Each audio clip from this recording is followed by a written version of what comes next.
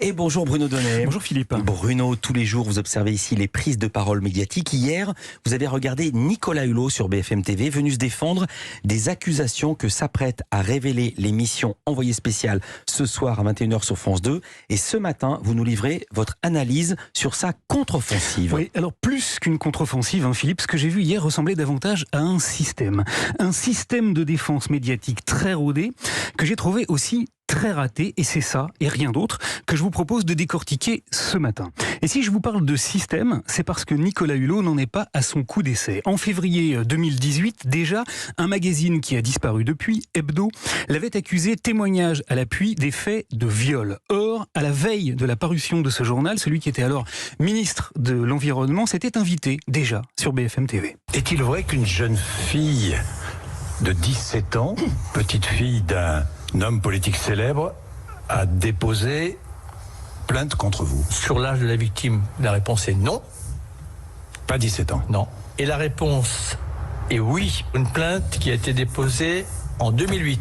Hier donc, rebelote, Nicolas Hulot s'est de nouveau rendu sur le plateau de la même chaîne info pour dire une fois encore, avant la diffusion de l'enquête programmée pour ce soir, que le reportage d'Envoyé spécial était en fait un tissu de calomnie. Ces affirmations sont purement mensongères. Alors pour quelle raison maintenant cette intervention a-t-elle été particulièrement ratée ? Eh bien d'abord parce qu'elle a révélé un gros problème de logique. Nicolas Hulot l'a reconnu lui-même. Je n'ai pas de nom, j'ai à peine des dates. Je ne sais même pas de quoi il s'agit. Il ignore tout de ce que contient l'enquête d'Envoyé spécial. Pour autant, il a passé plus d'une demi-heure à la disqualifier. Ça n'a pas existé.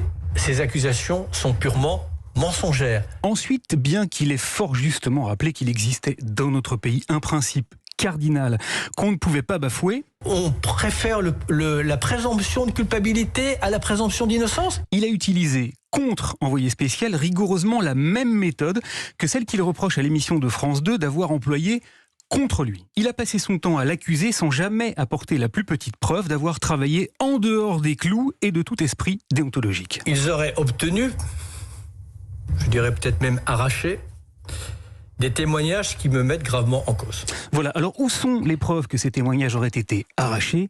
Nulle part. Mieux que ça, il en a aussi appelé à la présidente de France Télévisions, car une petite pression, ça peut pas faire de mal. Et là encore, il a utilisé un mot très outrancier. Je le dis notamment à Madame Ernotte, qui est la PDG de France Télévisions. Pesez bien, je sais que cette émission sera diffusée, les conséquences irréversibles que cette émission, j'allais dire, dans une chaîne de service public, mais peut-être même de sévices publics. Pesez bien les conséquences. Voilà, évoquer des sévices publics, alors même qu'on parle ici de femmes qui disent avoir été victimes d'agressions sexuelles, pas sûr qu'il fallait l'oser. Ensuite, encore raté, pour un homme qui a passé sa vie à faire de la télévision, figurez-vous qu'il a jugé opportun de discréditer carrément le média qui l'a rendu célèbre et sur lequel il a passé plusieurs décennies à tenter de faire jaillir la vérité, notamment sur l'état de la planète. Pourquoi vous n'avez pas voulu répondre aux questions ? En l'occurrence, j'imagine qu'il s'agit d'Élise Lucet. La justice et la vérité ne peuvent pas jaillir sur un plateau de télévision. Et puis, Nicolas Hulot s'est également essayé à l'ironie et ce fut, là encore, un moment particulièrement gênant. Je sais que j'ai un physique très ingrat et que donc, seule la contrainte me permet de vivre des histoires d'amour. Voilà.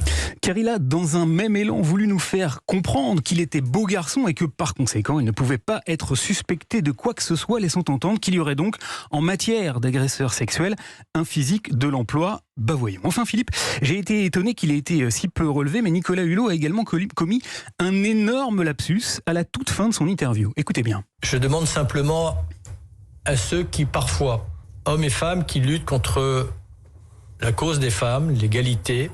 Eh oui, à ma connaissance, il est préférable de lutter pour la cause des femmes et non pas contre.